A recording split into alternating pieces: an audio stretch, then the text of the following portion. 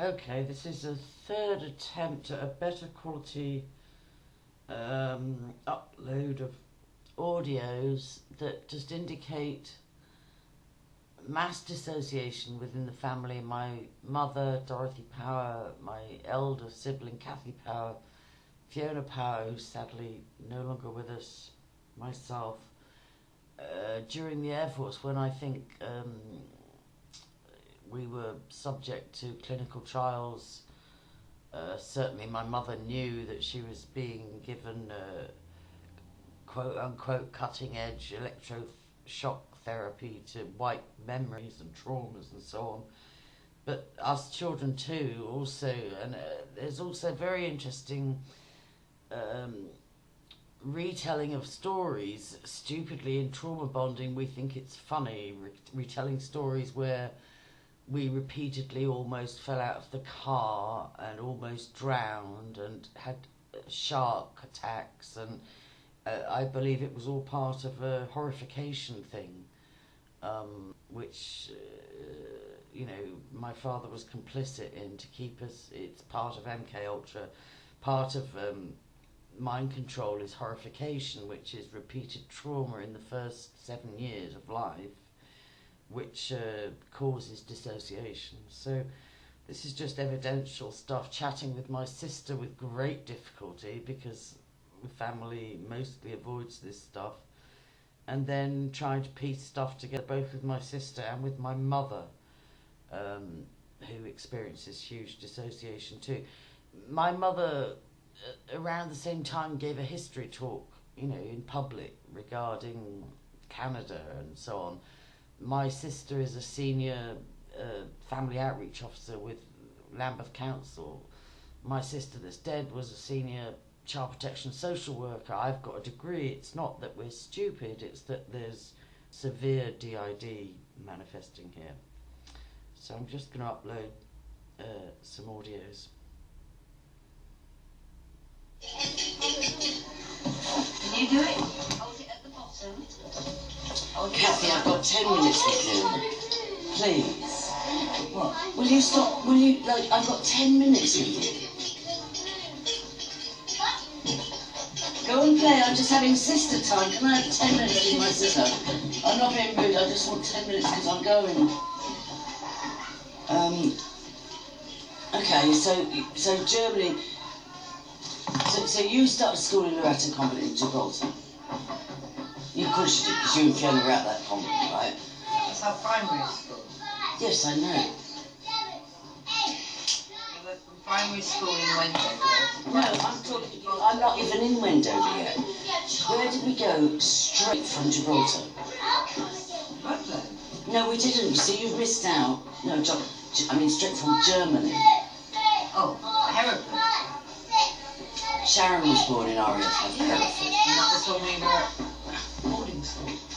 You and Fiona went to Monday to Friday boarding school, and Fiona hid the beetroot in her pocket and it stained all her uniform. I fell out of the car. When did you fall out the car? One of the weekends when Dad came to pick us up. I was in the car and messing about with the handle and I fell out of the car and showed me. Do you know I did that? But he had a car where the door didn't shut properly. He went round the corner, I had Anne-Marie on my lap, and I nearly lost her out the car. He went round the corner, the door swung open, I nearly lost Anne-Marie. You know where you walked with angels. And another time on the boat, when the boat capsized, I did lose her that time. And she had a red ribbon in her hair. I know, I remember her ribbons in the water. Okay, actually you weren't in the water. I was. You were with us when the boat capsized? Yes. Remember the shark? That's the most terrifying one. No, you got to hold this up. Hold up this. I thought it was just me and Sharon and Marie. No, Daddy took us out and rowed out very far. Yeah, and the red flag was up and he ignored it. And then pulled all us inside and said, right, everybody just sit still now, let's just have a look, see what it's like being at the scene, talking about it. And suddenly, this huge shadow came up. And Daddy said, sit very, very still, all of you. And this shark came and swam under the boat that side, and under the boat that side, and then it went round. And Dad was like, really, his voice that we knew we had to be serious, and he just played it down. I said, no, we'll just sit here, really quietly, and then after a while it swung. But that wasn't the time the boat capsized. It was, and then we went back in. But I know exactly why it capsized. As we were going back in, yeah. The boat capsized. But do you remember why it capsized? The sea was... No, I'll tell you exactly, because it's a frozen memory. I totally forgot the shark. I totally forgot that. But they were waving and shouting us in Gibraltarian and screaming at Daddy like he was the worst parent in the world, because we were out there and the red flag was up and the waves were getting bigger and bigger. And I didn't know that the reason Daddy, because they must have been furious with Dad that he wasn't listening and coming in. They didn't know there was a shark, right? Oh, the shark was way offshore. Yeah, I know we were far out, but I know that, Mummy will tell me this, the Gibraltarian police and the lifeguards were screaming, what is wrong with this mad Irishman, that he won't come in. And Dad had it handled. He was a brilliant rower and really strong from swimming every day a mile, right? But Sharon screamed. She looked and saw she saw a huge wave and she screamed. He turned thinking she'd screamed because he'd lost her overboard or something, and he was exactly in the groove, rowing safely, riding the waves, almost like a surfer. But when Sharon screamed, he turned like that and lost his, I think he might even have lost an oar. And that's when he capsized. And then under the boat, I felt my lungs filling with water. I thought, I'm dying, I'm just dying here. And then it was amazing because he got an arm and, he used to get superhuman strength. Remember the 3 men, squaddies that he beat up on the beach because they were cursing and swimming in their underpants, right? With superhuman strength, he lifted the boat off us and over, and we came up to the surface. But I knew I'd dropped Anne-Marie, and I also thought I was dying because my lungs were fully. But when I came up to the surface, that's when I saw Anne-Marie's red ribbon swept out on a wave. And then we all thought we'd lost her, and then he looked down and her hair was floating, and he just grabbed her by the hair and pulled her up like that. But I only remember, I never remember you or Fiona being in that boat. Are you sure it was the same time? I think it was. I think you'll find it's 2 different incidents. And then on the beach, now again, I thought it was just me and Fiona. It must have been all of us, because it was Sharon screaming that made him lose his rowing. And Anne-Marie was definitely there because her ribbon flew out, so of course you should have been there as well. But do you remember them pumping our lungs and we go like this, as they were emptying our lungs of water, or did you not drown as bad?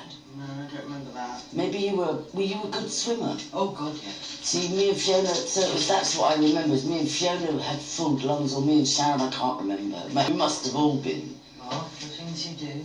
No, I know. But anyway, so I do have a lot of happy, well, that's not one, but I do have a lot of happy memories of Gibraltar. But so Gibraltar, we went to RAF Hereford, which Germany, we went to RAF Hereford, yes, where Sharon was born. I wasn't ready for big school. Then we went to Wendover, Princess Risborough. But where's that? Where's that Amersham? Yeah, Buckinghamshire. But I don't. London. The children. Amersham Bucks. Yeah. And was Remember the hills Wendover? we used to go up Yeah. to? Remember the hill you ran down? Yes, and that was lied and said you did to. I thought that was Melch. That was in, no, that was in Wendover. That was coming down the Chiltern Hill. So, we came home to Hereford. I don't remember Hereford. Well, you wouldn't, you were only little. I was 2. Yeah, why would you remember Hereford? But no, I was and so was Fiona, and we spent 3 years in Germany. Yeah, I was 1, I was only 1 or 18 months, right? So we came to Hereford and Sharon was born, and you started school in Hereford. You went to boarding school, and Fiona. Okay, so that boarding school was a Jesuit thing, and I think it was connected with the programming. Fiona absolutely denied any memory of it whatsoever and said I was imagining it, Kathy was imagining it. But, yeah, I'm very suspicious about that boarding school. I'm sure it was organised by Auntie Mary. And I'm not clear on where it was, but they only went for a term, and there was more horrification there, sharks and falling out of cars and all sorts. But anyway, so Fiona has had no memory of that boarding school, and we'll just continue.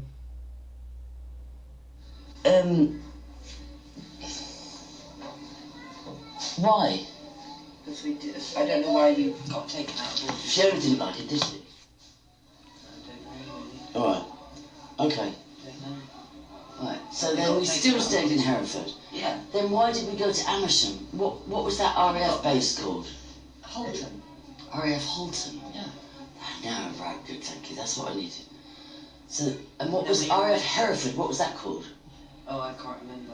I can't remember the name. Was of it Market Drayton? Where was Market that. Drayton? Market Drayton was Wendover. Oh, so Wendover, Market Drayton, Amersham, Box, that's all the same thing. And was Princess Risborough where you went to school? Yeah. And that was close to there? Yeah. Right. Hello! I just needed those details. Because it was too confusing for me, and I thought Princess Risborough was different from this, and I couldn't get it straight. So you did a term at boarding school, then local school in RAF Holton, then we got posted to, RAF, Market Drayton we were in, was Hereford, wasn't it? Yeah. And then we went to RAF Holton, which was Wendover, Amersham Box. And then we went to Rugler Manor, from there. No, from Amersham. Huh? From Market Drayton. Which is Hereford. Right. We went to Holton. From Holton, we went to Gibraltar. No, you, Yes, oh yeah, yes. oh yeah, oh yeah.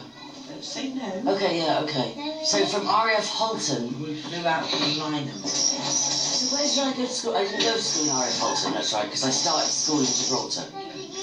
And we had to go behind Daddy to Gibraltar because Anne-Marie was due. Because Mummy just had Anne-Marie and 3 weeks later we travelled, didn't we? And she came home for 6 weeks. The baby. Eh? And she came home. Stop, please. I'm having some time with Granny, please. I'm sorry, but please. Can you go play?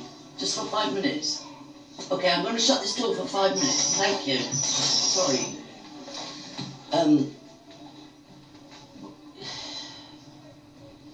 Say that again. She's really crying now. No, I'm sorry, she's a little bit spoiled. She's only 2. It's still a little bit spoiled. No, she- Right, okay, right, no, no, sorry. I just wanted that last bit of information. I've got to go. So, we went to Market Drayton, which is Hereford. Then we went to RAF Holton. Then we went to Gibraltar. Why did Mummy come home for 6 weeks? Because she had a nervous breakdown. So did she come home with Anne-Marie? No, she came home without Anne-Marie. Who minded Anne-Marie? We did. Oh my God. With the Spanish maid? Yeah. Oh my God. She was in hospital. She came home to England for 6 weeks after we'd all moved to Gibraltar. Yeah. That's why she doesn't remember. She's tried to give me these bits and she goes into dementia. That's why. She wasn't there. That's... after her. What? I looked after her. You didn't come home with her? I looked after Anne-Marie. Yeah, I know we parented Anne-Marie. I know that. Thank you. That. Okay, I'm going to go on to the next part.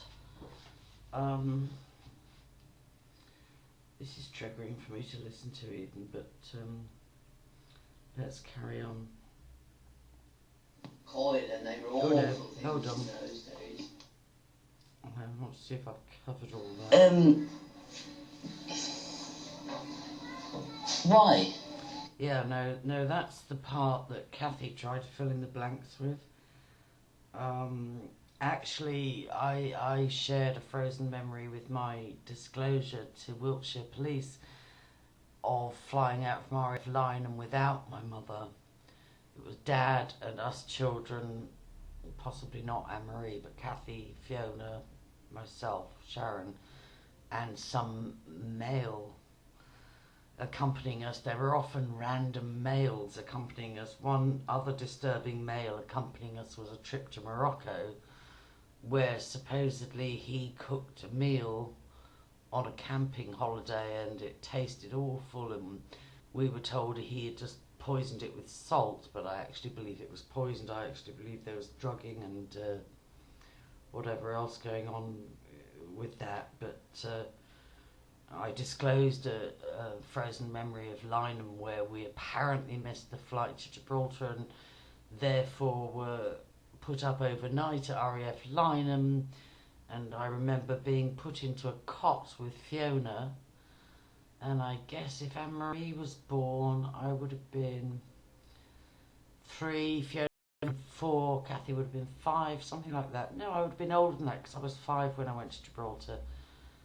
But I remember saying, but I'm too big for a cot, and Fiona and I protesting at being put in a cot at RAF Lynham, and then just going blank, at which point I'm sure we were drugged. I'm sure we were drugged. So I'll continue now with my mother. I was in a state of dissociation at this time. It was a couple of years ago. I just had surgery and hugely impacted with the anaesthetic, and desperately trying to reclaim, even a timeline from my childhood and education.